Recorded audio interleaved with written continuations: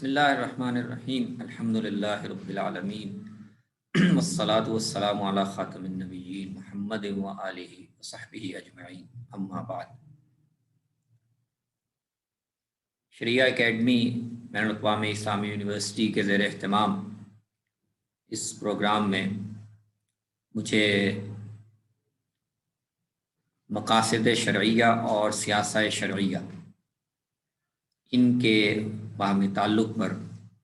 गुफ्तगू के लिए मामूर किया गया है।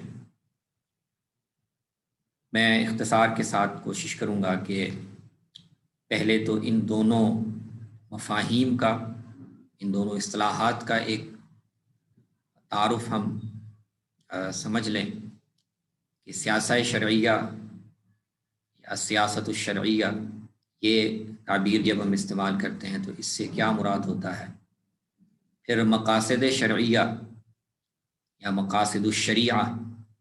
ये ताबीर जब हम बोलते हैं तो इससे क्या मुराद होता है। और फिर तीसरे नंबर पर हम इनके बाहमी ताल्लुक़ पर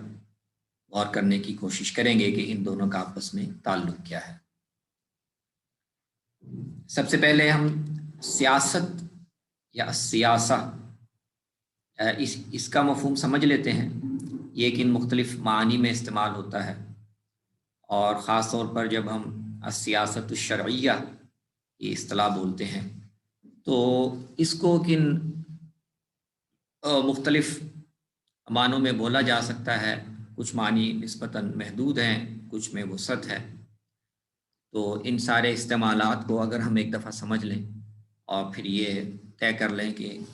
हम मक़ासिद शरइया और सियासत शरइया का बाहमी ताल्लुक़ किस मफ़हूम के लिहाज से समझना चाह रहे हैं तो आसानी हो जाएगी। हमारे आम बोलचाल में या इस्तेमाल में सियासत का लफ्ज़ हमारी उर्दू ज़ुबान में भी और हमारे माहौल में भी एक से ज़्यादा मानों के लिए बोला जाता है। सियासत आम तौर पर हम इक़्तिदार के हुसूल और इक़्तिदार में शरीक होने की जिद्दोजहद की जो एक सरगर्मी है, आम तौर पर हमारे यहाँ सियासत उसके लिए बोला जाता है। इल्म सियासत जब हम कहते हैं पॉलिटिकल साइंस तो उसमें हम नज़री तौर पर और इल्मी तौर पर उस पूरे निज़ाम को समझते हैं कि किसी एक ख़ास खित्ते में, किसी एक ख़ास रियासत में हुकूमत करने, इक़्तिदार तक पहुँचने और इक़्तिदार हासिल करने के बाद जो मुल्क और कौम के इज्तिमाई मामलात हैं उनके फ़ैसले करने का उसूल क्या होगा, इक़्तिदार कौन हासिल कर सकता है, कौन इसके अहल हैं, उनकी ज़िम्मेदारियाँ क्या होंगी, फ़ैसलों में इख्तियारात और इख्तियारात की तक़सीम किस बुनियाद पर होगी। तो ये और इसमें इक़्तिदार तक पहुँचने में मुख्तलिफ़ जो माशरे के तबक़ात हैं उनका क्या किरदार होगा, मुख्तलिफ़ इदारे कौन से होंगे। तो इल्म सियासत में हम रियासत के मामलात को एक मुनज़्ज़म अंदाज में चलाने के लिए जो भी उसके उसूल और ज़वाबित होते हैं, अथॉरिटी कौन होगा, उसको अथॉरिटी कैसे हासिल होगी, किन बुनियादों पर होगी, इन सारे नज़री और सारे जो अमली और इंतज़ामी मामलात हैं उनका एक बुनियादी फ्रेमवर्क हम समझने की कोशिश करते हैं इल्म सियासत में। दीनी रिवायत में, फ़िक़ही रिवायत में सियासा का लफ्ज़ भी इसी तरह मुख्तलिफ़ मानों में इस्तेमाल होता है। मिसाल के तौर पर फ़ुक़हा के यहाँ, फ़ुक़हा की ताबीरात में सियासा, सियासा का लफ्ज़ एक तो इस्तेमाल होता है मुसलमान हुक्मरान जो ऐसे फ़ैसले करता है जो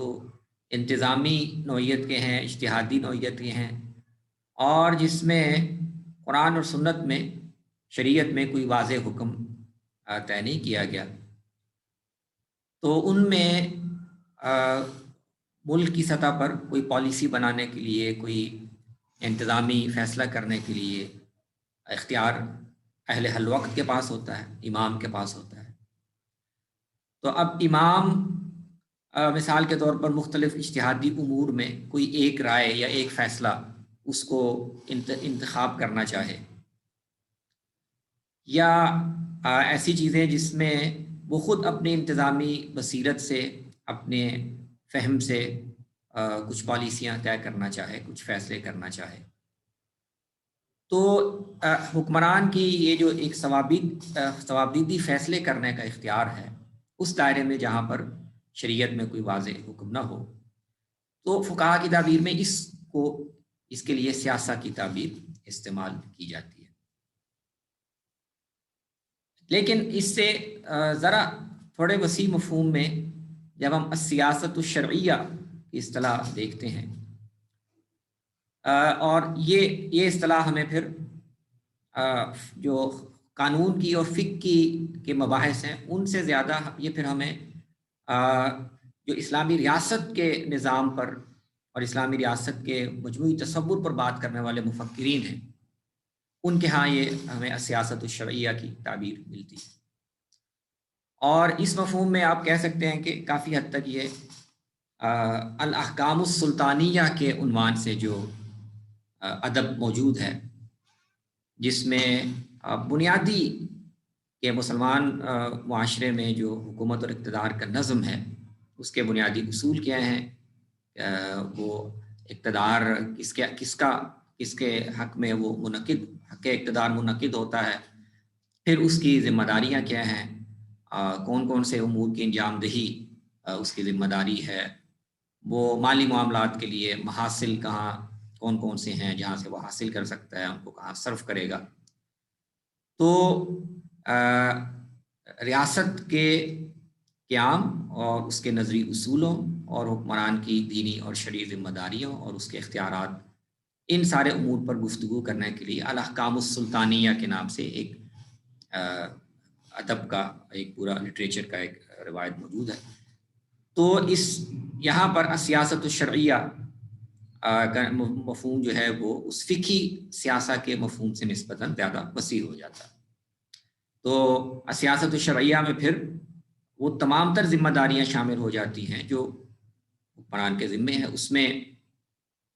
قرآن اس میں پھر شریعت اور اجتہادی معاملات کا وہ جو فرق ہے وہ یہاں اہم نہیں رہ جاتا، کیونکہ جو اس کی ذمہ داریاں ہیں اس میں شریعت کی تنفیذ، منصوص احکام جو قرآن و سنت میں بیان ہوئے ان کی تنفیذ، اس کے علاوہ اجتہاد کے ایک کوئی سیٹ اپ وجود میں لانا جس میں مشاورت ہو سکے، نئے معاملات پہ اور ہو سکے، وہ بھی، انتظامی معاملات بھی، سیاسی امور بھی، تمام چیزیں یہ پھر سیاست الشرعیہ کے مفہوم میں شامل ہو جاتی ہیں۔ اچھا، اس مفہوم میں اگر ہم لیں سیاست الشرعیہ کو اور اس کو پھر جس طرح سے خاص طور پر امام ابن قیم نے اپنی کتاب اعلام الموقعین میں اور اس طرح طرق الحکمیہ وغیرہ میں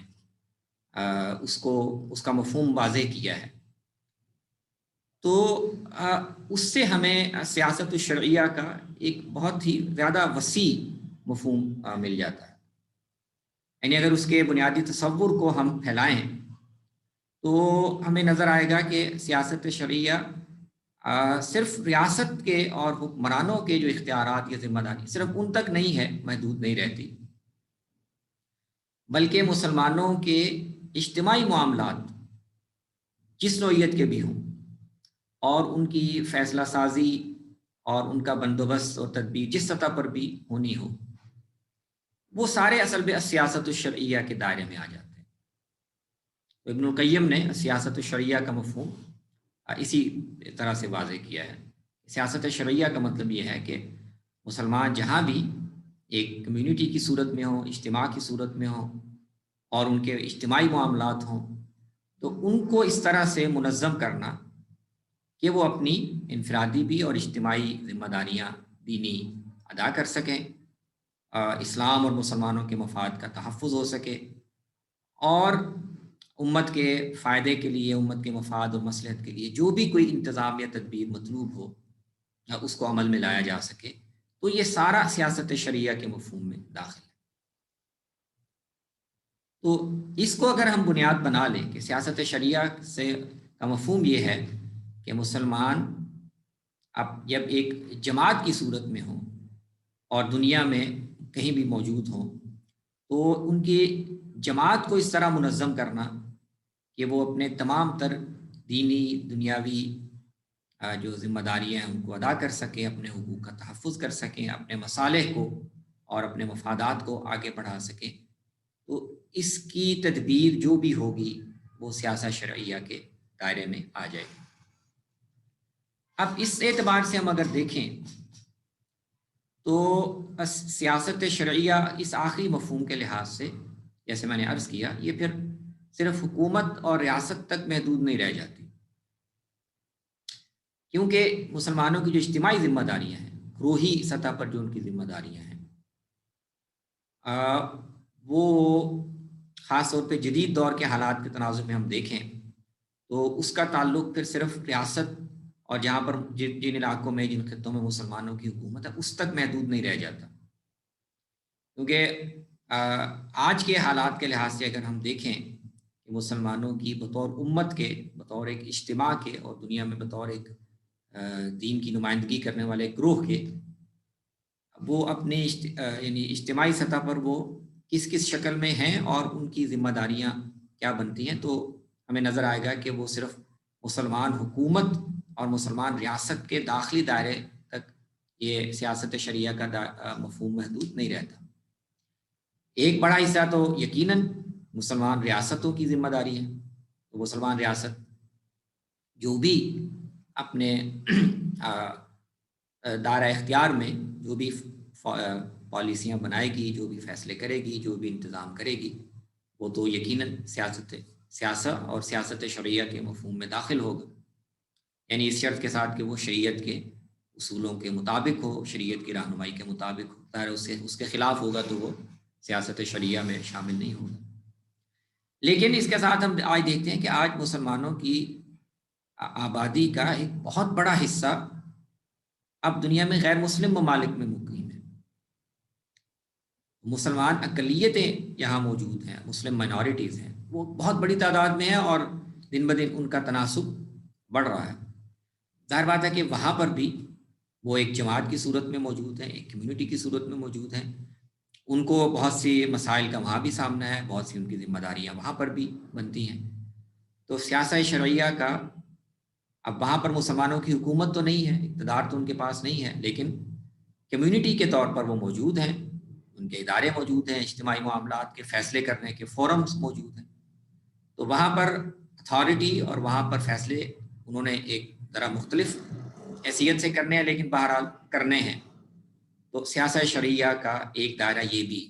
آج کے حالات کے لحاظ سے ہوگا کہ مسلمان اقلیتیں ان معاشروں میں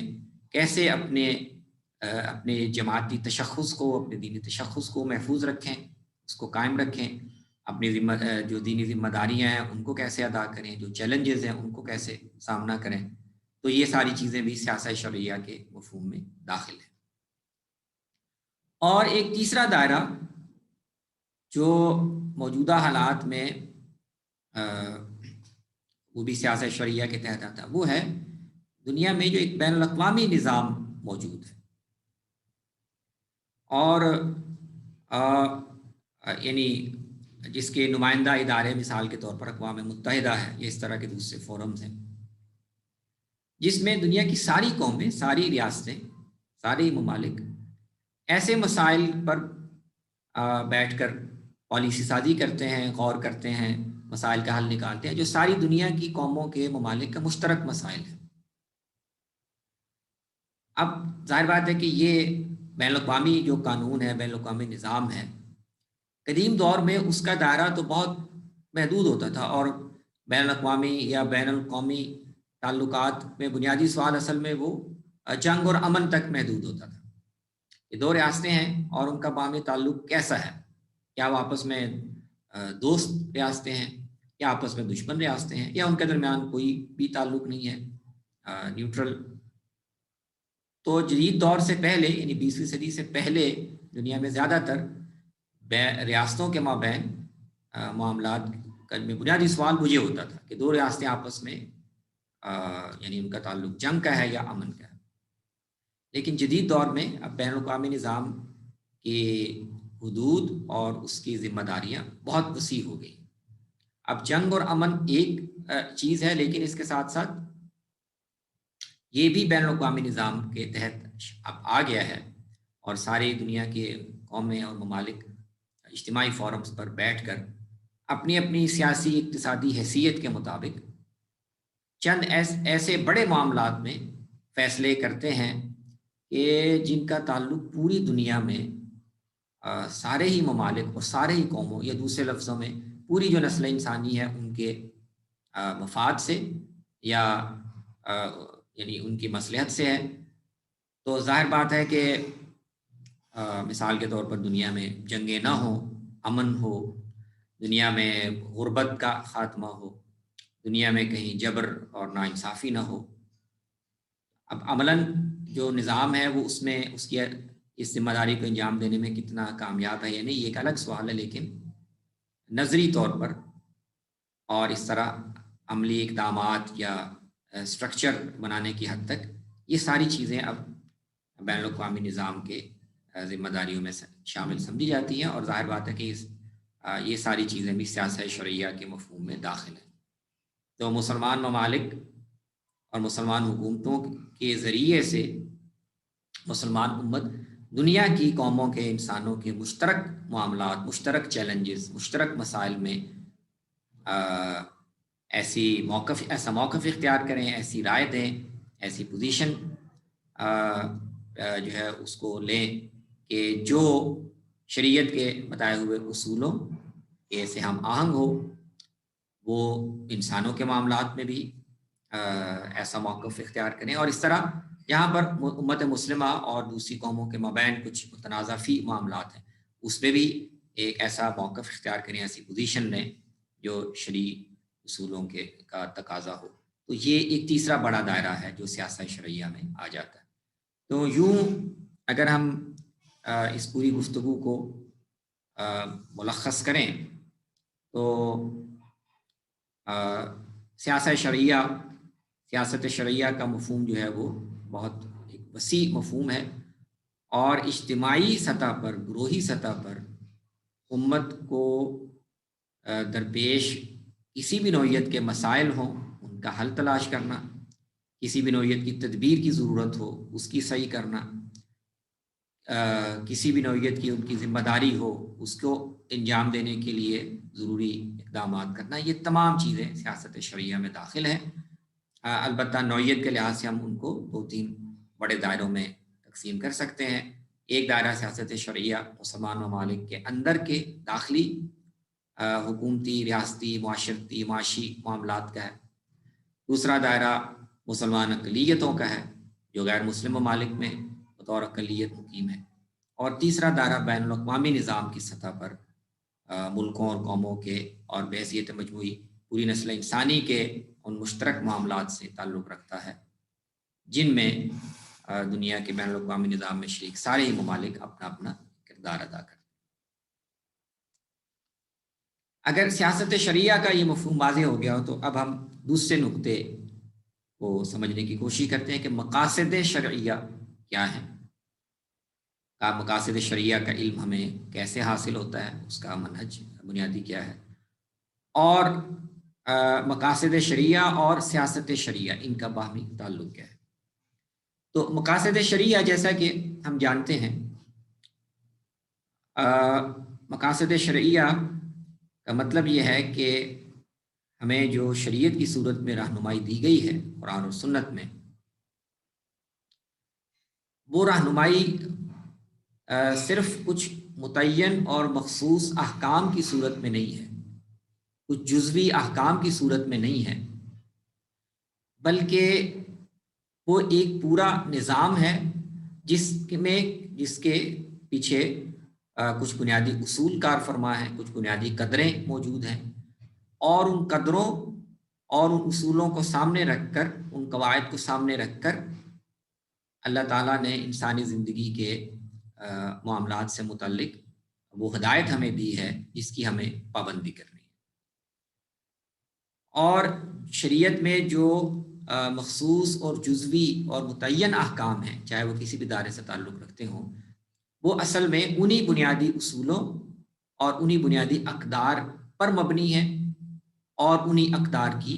ایک یعنی ان کی اطلاقی شکل ہمارے سامنے پیش کرتی ہے۔ تو یہ جو تصور ہے، مثال کے طور پر اگر ہم قرآن مجید میں دیکھیں تو عائلی زندگی کے باب میں اللہ تعالیٰ نے ہمیں جو احکام دیے ہیں وہ متعین احکام، ہمیں جو رہنمائی دی ہے وہ متعین احکام کی صورت میں ہے۔ نکاح سے متعلق کچھ احکام ہیں، محرمات سے متعلق نکاح ہے، طلاق سے متعلق کچھ احکام ہیں، اسی طرح معیشت میں خرید و فروخت و تجارت سے متعلق ہم دیکھتے ہیں۔ تو یہ تو کچھ متعین احکام ہیں، لیکن ان سارے متعین احکام کو جب ہم ملا کر ایک مجموعے کی صورت میں دیکھتے ہیں تو ہم پر واضح ہوتا ہے کہ یہ محض احکام نہیں ہے جزوی، جو بغیر کسی فلسفے یا بنیادی حکمت کے انسانوں کو، مسلمانوں کو دے دیے گئے ہوں، نہیں، بلکہ کچھ خاص اصول تھے، کچھ خاص بنیادی قدریں تھیں، اور ان کا تقاضا یہ تھا کہ شریعت میں اسی طرح کے احکام مسلمانوں کو دیے جائیں۔ تو مقاصد شرعیہ کا تصور یہ ہے کہ شریعت میں جتنے بہت سے جزوی احکام دیے گئے ہیں وہ نہ تو الٹپ ہیں جن کے پیچھے کوئی اصول یا فلسفہ یا حکمت نہ ہو، نہ ہی وہ آپس میں ایک دوسرے سے کٹے ہوئے ہیں کہ ایک حکم اللہ تعالیٰ نے طلاق کے متعلق یہ دے دیا، ایک حکم نکاح کے متعلق کوئی اور دے دیا، کہ ایک حکم عدت کے متعلق کوئی اور دے دیا، ان کا آپس میں کوئی ایسا تعلق نہیں ہے۔ تو ایسا نہیں ہے، بلکہ یہ ایک پورا نظام ہے، اور سارے جزوی احکام بھی آپس میں جڑے ہوئے ہیں، اور سارے مل کر اس خاص مقصد یا اس خاص نتیجے تک پہنچنے میں مدد دیتے ہیں جو مطلوب ہے، اور ان کے پیچھے حکمت کا، مصالح کا اور کچھ بنیادی مقاصد کا ایک پورا ڈھانچہ موجود ہے، اور ان کو جب ہم بطور اصول کے بیان کرتے ہیں، شریعت کے مقاصد یہ ہیں، شریعت خاندانی زندگی میں ان مقاصد کو حاصل کرنا چاہتی ہے، معیشت کے باب میں وہ یہ مقاصد ہیں جو وہ چاہتی ہے کہ انسانی معاشرے میں پورے ہوں، سیاست کے باب میں یہ مقاصد ہیں۔ تو جو مقاصد ان سے حاصل کرنا مقصود ہے، اور جن مصالح کی انسانی زندگی کے انسانوں کے جن فوائد کو محفوظ رکھنا اور جن اقدار کو انسانی معاشرے میں زندہ رکھنا مقصود ہے، شریعت کے سارے احکام وہ اصل میں اس کے ساتھ جڑے ہوئے ہیں۔ اور اس تصور کو، مقاصد کے تصور کو شریعت میں ہماری علمی روایت میں 4 صدی سے لے کر آگے بعد کے ادوار میں مختلف اہل علم نے اس کو موضوع بنایا ہے، اس کی پورے نظام کو واضح کیا ہے، ان مسالے اور مقاصد پر روشنی ڈالی ہے، شریعت کے احکام کا ان کے ساتھ کیا تعلق بنتا ہے، اس پر تفصیلی بحثیں موجود ہیں، اور ان میں بڑے بڑے نام جو ہم جانتے ہیں، مثال کے طور پر امام الحرمین الجوینی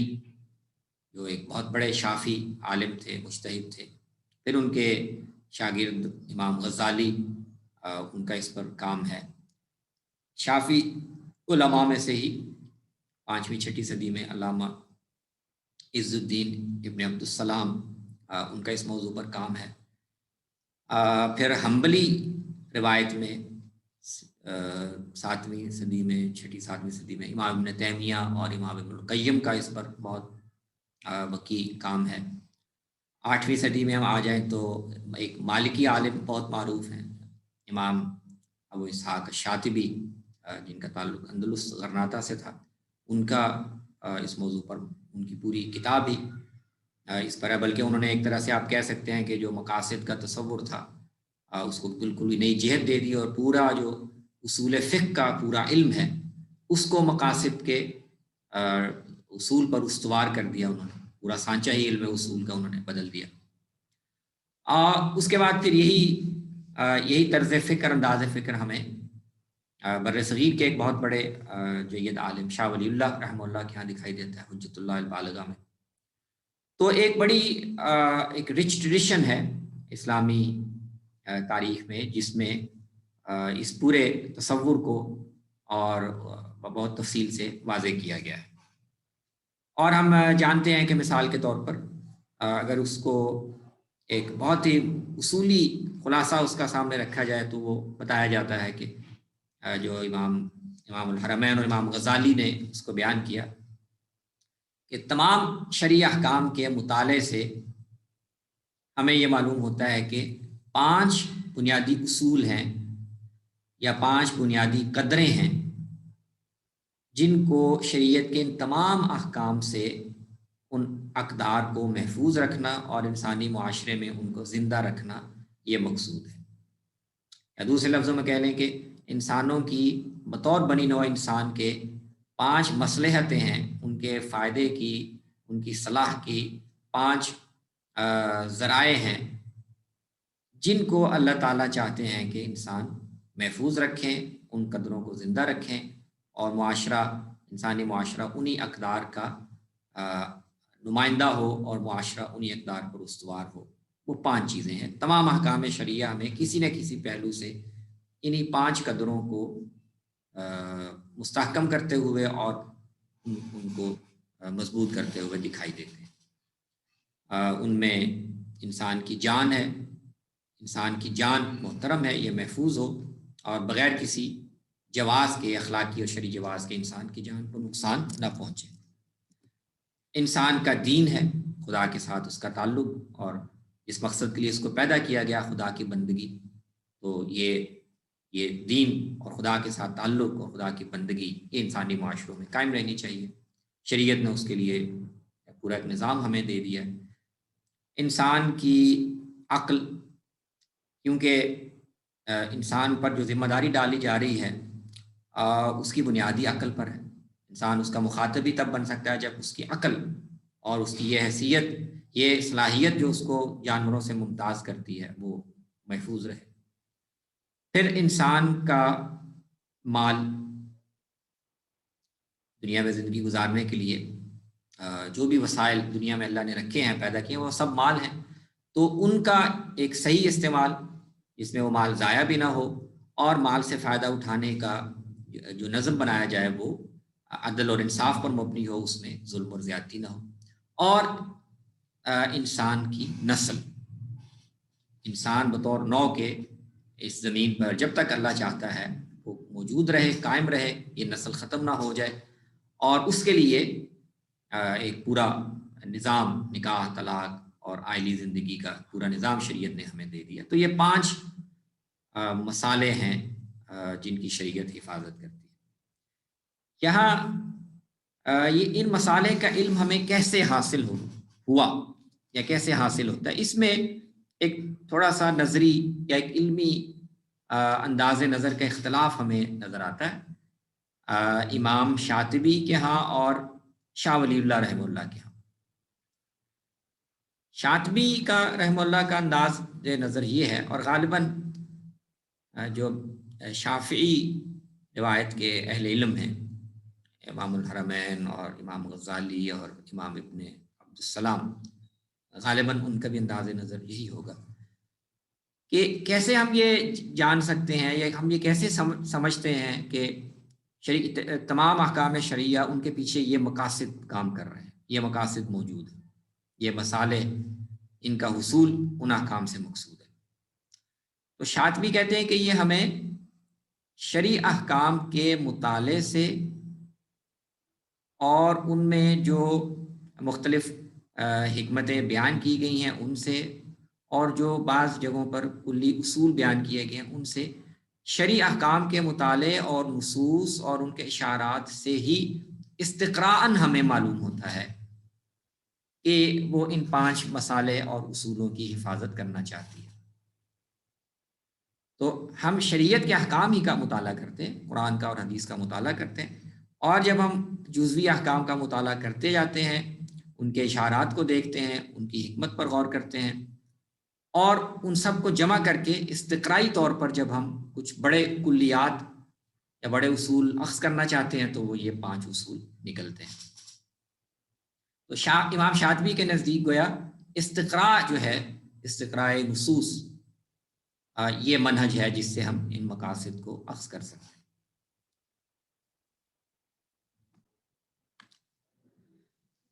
اس کے برعکس شاہ ولی اللہ رحمہ اللہ کا زاویہ نظر یہ ہے کہ انسانی زندگی اور نسل نو بنی نو انسان کو کن مصالح کی ضرورت ہے اور ان کا اجتماع کن اصولوں پر استوار ہونا چاہیے، یہ تو انسانوں کو اپنی فطری جو علم اللہ نے ان کو دیا ہوا ہے، جس کی بنیاد پر وہ معاشرت کی صورت میں اپنے آپ کو منظم کرتے ہیں، تمدن قائم کرتے ہیں، تمدن کے ارتقاء کے مختلف طریقے استعمال کرتے ہیں۔ تو انسانوں میں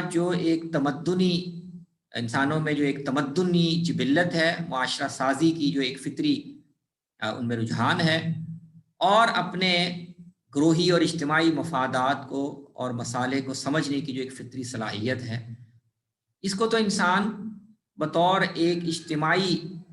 زندگی گزارنے والی مخلوق کے، یہ ان دنیا کے مختلف معاشرے اور اجتماعی حیثیت اختیار کرنے والے انسان یہ سمجھتے ہیں خود سے، اور اسی وجہ سے دنیا میں جتنے بھی معاشرے ہیں جو ایک تمدن میں ایک خاص سطح پر پہنچتے ہیں، تو وہ اپنے ہاں جو بھی ایک اجتماع قائم کرتے ہیں تو اس میں ان سب چیزوں کو اس کا اہتمام کرتے ہیں، انسانوں کی زندگی محفوظ رہے، جان مال محفوظ رہے، اور خاندانی زندگی جو ہے وہ کچھ اصولوں پر قائم ہو، اور اسی طرح اللہ کے ساتھ تعلق کے، خدا کی عبادت بندگی کے کچھ نہ کچھ طریقے۔ تو ان مصالح کا شعور، انسانوں کو ان چیزوں کی ضرورت ہے اور انسانی معاشرے میں وہ موجود ہونی چاہیے، ان چیزوں کا شعور تو انسانوں کو فطری طور پر حاصل ہے، اور سارے انسانی معاشرے، متمدن معاشرے، وہ اپنے ہاں اس کا بندوبست کرتے ہیں۔ تو شاہ صاحب یہ کہتے ہیں کہ صحابہ کو جب یہ نبی صلی اللہ علیہ وسلم کے ذریعے سے شریعت دی گئی اور احکام دیے گئے، تو ایک اجتماعی زندگی کے لیے اور معاشرت کے لیے کہ مصالح کیا ہیں اور کن چیزوں پر معاشرت استوار ہونی چاہیے، یہ تو صحابہ جانتے تھے، کیونکہ وہ خود ایک معاشرت کا حصہ تھے، اگرچہ وہ اس طرح متمدن نہیں تھی جیسے دنیا کی باقی معاشرے تھے، لیکن صحابہ واقف تھے، جانتے تھے، ان کے سامنے دو بڑی متمدن ریاستیں موجود تھیں، جن میں ایک مرکزی ریاست کا اور سلطنت کا ایک پورا نظام تھا۔ تو صحابہ اپنے اس تجربے اور مشاہدے سے جانتے تھے کہ معاشرہ کیا ہوتا ہے، اس کی تنظیم کیا ہوتی ہے، کن چیزوں کو، کن اصولوں پر معاشرہ قائم ہوتا ہے، کن چیزوں کو محفوظ رکھنے کے لیے یہ سارا اقتدار اور حکومت کا نظام قائم کیا جاتا ہے، اس کی ضروریات کیا کیا ہوتی ہیں۔ تو صحابہ اور مسلمان اس کو جانتے تھے، روم اور فارس کی سلطنتوں اور ان کے نظام کے مطالعہ اور ان معلومات سے وہ سمجھتے تھے کہ معاشرہ سازی، ریاست سازی یہ کیا ہوتی ہے، اس کی ضروریات کیا ہوتی ہیں۔ تو ان کو مقاصد بتانے یا سمجھانے کی ضرورت نہیں تھی۔ جب شریعت نے احکام دینا شروع کیے تو صحابہ اپنے اس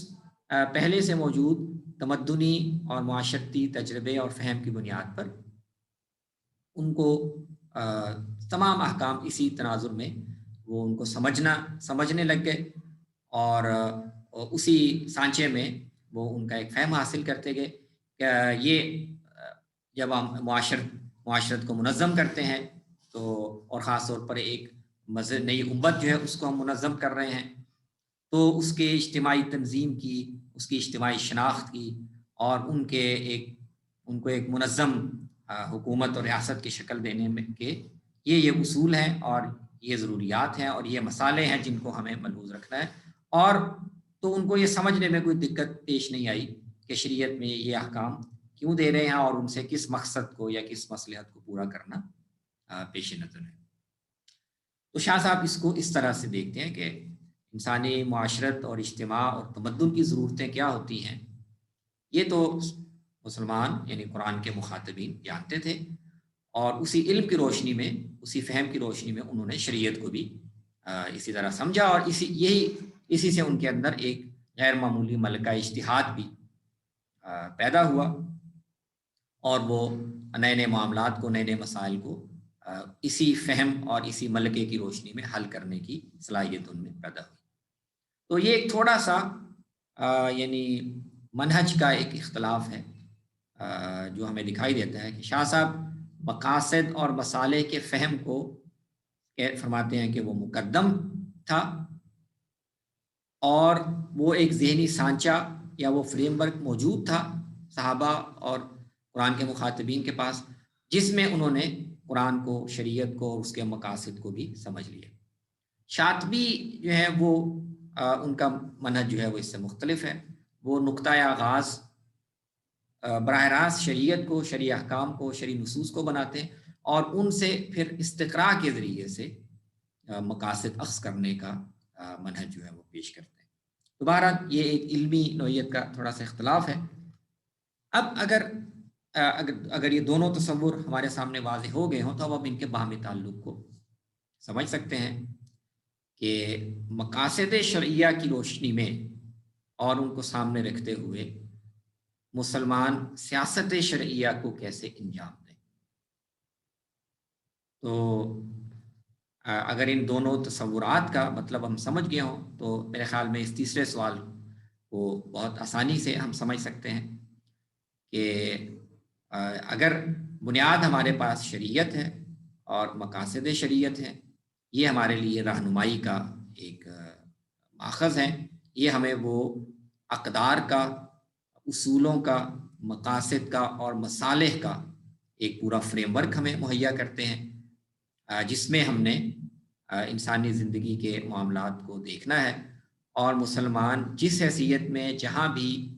ایک اجتماع کی صورت میں ہوں، ایک جماعت کی صورت میں ہوں، انہیں وہاں پر اپنی ذمہ داری کو سمجھنا، اپنی ذمہ داری کو متعین کرنا،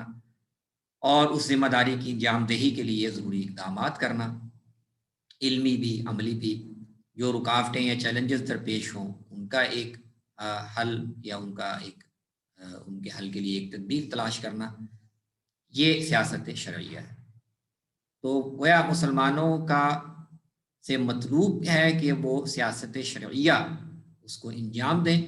اور اس انجام دہی کے لیے ہمارے پاس جو علمی اور دینی اور ایک اقداری فریم ورک ہے، ایک سانچہ ہے رہنمائی کا، وہ مقاصد شرعیہ ہے۔ تو مقاصد شرعیہ کو سامنے رکھ کر، ملحوظ رکھ کے، ہم جہاں پر بھی، جس سطح پر بھی مکلف بنتے ہوں کہ سیاست شرعیہ کے دائرے سے یا اس نوعیت کی ذمہ داریاں انجام دیں، ہم ان کو انجام دے سکتے ہیں۔ یہ ان دونوں کا تعلق ہے۔ ایک چھوٹا سا نقطہ اس میں شامل کر کے ہم بات کو سمیٹتے ہیں کہ جیسے میں نے عرض کیا کہ سیاست شرعیہ کا مفہوم جیسے آج کے حالات کے لحاظ سے وہ کافی وسیع ہو گیا ہے، اور اس میں ایسے دائرے بھی اب شامل ہو گئے ہیں جو شاید 200-250 سال پہلے شامل نہیں تھے، کیونکہ اس سے پہلے مسلمان زیادہ تر دارالاسلام میں اور بڑی بڑی سلطنتوں میں جو مسلمان سلطنتیں تھیں تو مسلمان زیادہ تر انہی کے اندر مقیم ہوتے تھے۔ تو اس لیے جب سیاست شرعیہ کی گفتگو ہوتی تھی تو وہ اس کا بنیادی تناظر یہی ہوتا تھا کہ مسلمان ریاست جو ہے وہ یہ ذمہ داری کیسے انجام دے۔ آج ہم دیکھتے ہیں کہ حالات میں، تمدنی حالات میں، تاریخی حالات میں کافی فرق واقع ہو گیا، تو اس کی وجہ سے سیاست شرعیہ کے کچھ اور دائرے بھی پیدا ہو گئے ہیں جو شاید پہلے اتنے نمایاں نہیں تھے۔ مسلمان اقلیتیں کیسے اپنی اجتماعی زندگی کو منظم کریں، اور بین الاقوامی نظام میں پوری دنیا کے قومیں اور ممالک جو مشترک انسانی معاملات پر فیصلے کرتے ہیں، صادق پالیسیز بناتی ہیں، تو ان میں مسلمان امت اور مسلمان ممالک اپنا کردار کیسے ادا کریں۔ تو جیسے سیاست شرعیہ کا مفہوم وسیع ہوا ہے، تو کئی اہل علم کا یہ کہنا ہے کہ ہمیں مقاصد شرعیہ ان کا دائرہ بھی ہمیں ذرا وسیع کرنے کی ضرورت ہے۔ اب یہاں پر بھی ایک طرح کی ایک علمی اور ایک نظری سی بحث موجود ہے کہ کیا یہ جو روایتی طور پر 5 مقاصد اور 5 مصالح کا ایک جو سانچہ چلا آ رہا ہے، کیا وہ کافی نہیں ہے؟ کیا آج کے دور میں جتنی بھی ضروریات پیدا ہوئی ہیں، جتنے بھی نئے سوالات سامنے آئے ہیں، کیا ان 5 مقاصد یا 5 مصالح کے تحت وہ نہیں آتے؟ تو بہت سے اہل علم کا کہنا یہ ہے کہ جتنے بھی نئے عنوانات یا نئے سوالات یا نئی ضروریات پیدا ہوئی ہوں کہ ان کو ہمیں سیاست شرعیہ میں ملحوظ رکھنا چاہیے، تو وہ الٹیمیٹلی انہی 5 مقاصد کے تحت آ جاتے ہیں. ٹھیک ہے؟ تو یعنی کیونکہ انسانی زندگی کے، معاشرت کے اور اجتماع کے بنیادی مسئلے یہی ہیں: جان کا تحفظ، مال کا تحفظ، نسل کی بقا، انسان کی عقل کا تحفظ، اور مذہبی نقطہ نظر سے آپ دیکھیں تو انسان کے دین کا تحفظ. تو بنیادی طور پر کوئی چیز ایسی نہیں ہو سکتی جو کسی نہ کسی واسطے سے وہ انہی 5 مقاصد پر آ کر ان کے ساتھ جڑتی نہ ہو. لیکن کچھ دوسرے اہل علم کا کہنا یہ ہے کہ یہ ٹھیک ہے کہ اصولی طور پر یہی 5 چیزیں ہیں، لیکن اصل میں کچھ چیزیں بعض دفعہ ایسا ہوتا ہے کہ ان کو نمایاں کرنے کے لیے اور ان کی اہمیت کو اجاگر کرنے کے لیے ہمیں بعض دفعہ ایک اصول کے اندر شامل جو کچھ ذیلی اصول ہیں یا اس کی فروع ہیں ان کو الگ کر کے بھی بیان کرنا پڑتا ہے. تو مثال کے طور پر انسانی جان کا تحفظ یہ ایک بنیادی اصول ہے. اس کے تحت بے شمار چیزیں شامل ہیں: قتل اور اس سے متعلق تمام معاملات، جنایات کا سارا معاملہ، اور اس طرح کی بہت سی چیزیں. لیکن آج کے دور میں اگر مثال کے طور پر ہم دیکھیں، انسان کی صحت، بیماری سے تحفظ، علاج اور علاج کی تدبیریں، دوا، یہ سارے حفظ جان کے، حفظ النفس کے اصول کے تحت آ جاتی ہیں. لیکن آج کے دور میں اگر ہم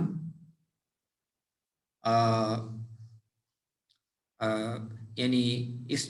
کسی ایسے مسئلے کو نمایاں کرنے کے لیے اور اس پر توجہ مرکوز رکھنے کے لیے اس کو ایک الگ اور مستقل مقصد کے طور پر بیان کریں تو وہ زیادہ مناسب ہوگا. مثال کے طور پر آج دنیا میں ماحولیات کا مسئلہ، کہ ہماری جو صنعتی طرز زندگی ہے اور ٹیکنالوجی ہے اور جو ہمارا جدید انداز معاشرت ہے، اس نے انسانوں نے پچھلے 100، 150، 200 سال میں اس باب میں اتنا غیر ذمہ دارانہ طرز عمل کا مظاہرہ کیا ہے کہ اس سے خود ہمارا جو ماحول ہے جس میں ہم زندگی گزارتے ہیں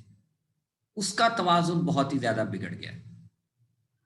اور وہ اتنا بگڑ گیا کہ اس نے نہ صرف انسانوں کی جان اور ان کی صحت کو بہت سے خطرات لاحق کر دیے ہیں، بلکہ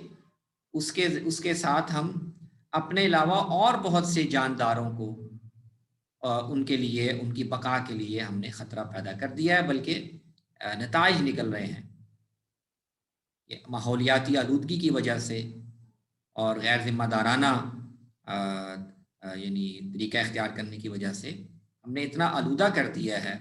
سمندروں کو، آب و ہوا کو، زمین کو، کہ بہت سی انواع، بہت سے جاندار، پرندے جو اللہ کی مخلوق اس دنیا میں رہ رہی تھی، وہ ہماری پیدا کرتی تبدیلیوں کی وجہ سے وہ آہستہ آہستہ ایکسٹنکشن کا شکار ہو رہے ہیں، وہ ختم ہوتے جا رہے ہیں. ان کے لیے اپنے وجود کو، اپنے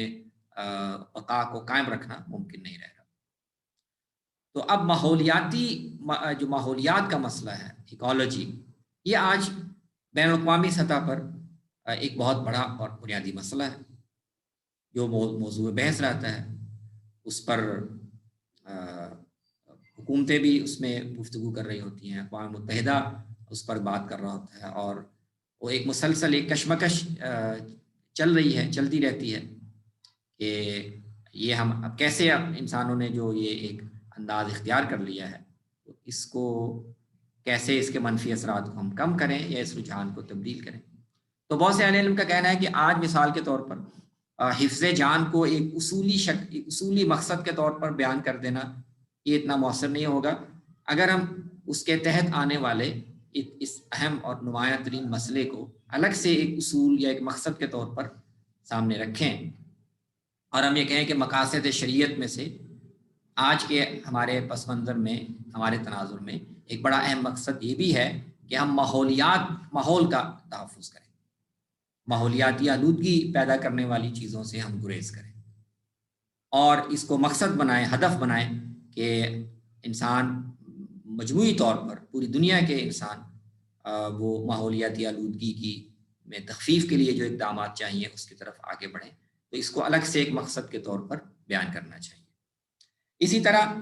مثال کے طور پر انسانی حقوق کا معاملہ ہے، سماجی انصاف کا معاملہ ہے۔ جو مختلف ملکوں میں اقلیتیں ہیں، ایسے گروہ ہیں جو وہاں اکثریت کا درجہ نہیں رکھتے، چاہے وہ نسلی لحاظ سے، چاہے وہ مذہبی لحاظ سے، یا کسی بھی لحاظ سے، تو ان کے ساتھ اکثریت زیادتی نہ کرے، ان پر ان کی حق تلفی نہ کرے، ان کو بھی ضروری مواقع اور حقوق دے۔ یہ اب آج کی دنیا کا ایک بڑا اہم مسئلہ ہے۔ تو اگرچہ ہم اس مسئلے کو اور اس کے مختلف پہلوؤں کو کسی نہ کسی ان 5 میں سے کسی نہ کسی اصول کے ساتھ جوڑ سکتے ہیں، مطلب جہاں اقلیتوں کی جان کو کوئی خطرہ ہے تو ہم حفظ جان کے ساتھ لا سکتے ہیں، جہاں ان کے مال کو خطرہ ہے یا ان کے جائیداد کو خطرہ ہے تو اس کو ہم اصولوں کے تحت لا سکتے ہیں۔ لیکن مجموعی طور پر یہ مسئلہ کہ جو کمزور گروہ ہیں، ایسے طبقات ہیں جو جن کی سیاسی قوت وہ نہیں ہے جو اکثریت کی ہے، ان کو انصاف ملے، ان کو ان کے ضروری حقوق ملے، اس کو ایک الگ اصول مقصد کے طور پر، نمایاں طور پر ہمیں بیان کرنا چاہیے اور شمار کرنا چاہیے کہ آج کے تناظر میں شرعی مقاصد میں سے ایک مقصد یہ بھی ہے کہ کہیں بھی دنیا میں اقلیتوں پر جبر نہ ہو، ان کی حق تلفی نہ ہو، اور جو ان کے حقوق ہیں مذہبی آزادی کے، سماجی تحفظ کے، زندگی کے تحفظ کے، یہ ان کو حاصل ہو۔ تو اس کو ایک الگ مقصد کے طور پر ہمیں شمار کرنا چاہیے۔ تو یہ ایک دو مثالیں میں نے آپ کے سامنے عرض کی۔ اب اس کی روشنی میں بہت سے اہل علم کا کہنا ہے کہ ہمیں مقاصد کی جو فہرست ہے اس کو ذرا انلارج کرنا چاہیے، اس کو بڑا کرنا چاہیے۔ تو مثال کے طور پر آپ دیکھ سکتے ہیں شریعہ اکیڈمی سے غالباً ڈاکٹر نجات اللہ صدیقی صاحب کی ایک بڑی علمی کتاب شائع ہوئی ہے، مقاصد شریعت۔ اس میں انہوں نے یہ نقطہ خاص طور پہ بیان بھی کیا ہے، اور کافی غالباً 20-22 مقاصد شریعہ کی ایک فہرست دی ہے کہ آج کی گفتگو میں، آج جب ہم سیاست شرعیہ اور مقاصد شریعہ کے تعلق پر گفتگو کر رہے ہوں اور ہم ان ذمہ داریوں کو متعین کرنے کی کوشش کر رہے ہوں جو سیاست شرعیہ کے دائرے میں مسلمانوں کو مختلف سطحوں پر جن کو انجام دینا ہے، کہیں مسلمان حکومتوں نے، کہیں مسلمان اقلیتوں نے، کہیں ایک مشترک بین الاقوامی نظام کی سطح پر ساری مسلمان امت نے، تو ان ذمہ داریوں اور ان مسائل کو نمایاں کرنے کے لیے ہمیں مقاصد کی جو فہرست ہے ان کو ذرا وسیع کرنا چاہیے، اور ان تمام ایشوز کو الگ الگ ایک مقصد کے طور پر اور ایک نقطے کے طور پر نمایاں کرنا چاہیے، جن کے حوالے سے کوئی بھی کردار ادا کرنا آج مسلمانوں کی ذمہ داری ہے۔ تو اس طرح میں نے 3 نکات کی صورت میں آپ کے سامنے اپنی معروضات رکھی۔ سب سے پہلے تو یہ کہ سیاست شرعیہ کا مفہوم کیا ہے، سیاست کا مفہوم کیا ہے، سیاست شرعیہ کا مفہوم کیا ہے، اور یہ ہم کیسے ایک محدود معنوں میں بھی بول سکتے ہیں، لیکن اس کے بنیادی تصور کو سامنے رکھتے ہوئے اگر ہم اس کو پھیلائیں تو سیاست شرعیہ کا تصور آج کے حالات کے تناظر میں کافی وسیع بن جاتا ہے۔ پھر ہم نے مقاصد شریعت پر بات کی کہ مقاصد شریعت سے مراد کیا ہے۔ یہ نقطہ بھی ہم نے سمجھا کہ مقاصد شریعہ کا فہم کہ یہ مقاصد ہیں جو شریعت حاصل کرنا چاہتی ہے، ہم کیسے حاصل کر سکتے ہیں۔ اس میں شاطبی اور شاہ ولی اللہ کے انداز نظر کا جو ایک تھوڑا سا اختلاف ہے وہ میں نے آپ کے سامنے عرض کیا۔ اور تیسرے نقطے کے ذیل میں ہم نے اس پر غور کیا کہ ان دونوں کا باہمی تعلق کیا ہے، اور یہ کہ چونکہ مقاصد شرعیہ وہ فکری بنیادیں یا وہ فکری اصول ہیں جن کے تحت ہم نے سیاست شرعیہ کی ذمہ داریاں انجام دینی ہیں، تو اس لیے تیسرے سوال پر جب ہم غور کریں گے کہ سیاست شرعیہ اور مقاصد کا باہمی تعلق کیا ہے، تو آج کے حالات کے تناظر میں ہمیں جتنا سیاست شرعیہ کا دائرہ وسیع ہو گیا ہے، اسی کے لحاظ سے اہل علم کے گروہ کا کہنا ہے کہ ہمیں مقاصد شرعیہ کے دائرے کو بھی علمی طور پر اتنا وسیع کرنا چاہیے تاکہ وہ ہمیں ایک تفصیلی فریم ورک مل جائے، ہمیں ایک پورا فکری نظام مل جائے جو ہمیں آج متوجہ کرے اور ہمیں ہمارے سامنے ان چیزوں کو رکھے کہ سیاست شرعیہ کو انجام دینے کے لیے آج ہمیں کن مسائل پر توجہ مرکوز کرنے کی ضرورت ہے۔ یہ چند معروضات تھیں جو اس موضوع پر میں نے آپ کے سامنے پیش کرنا تھی۔ اقول قولی ھذا واستغفر اللہ لی ولکم ولسائر المسلمین۔ السلام علیکم ورحمۃ اللہ وبرکاتہ۔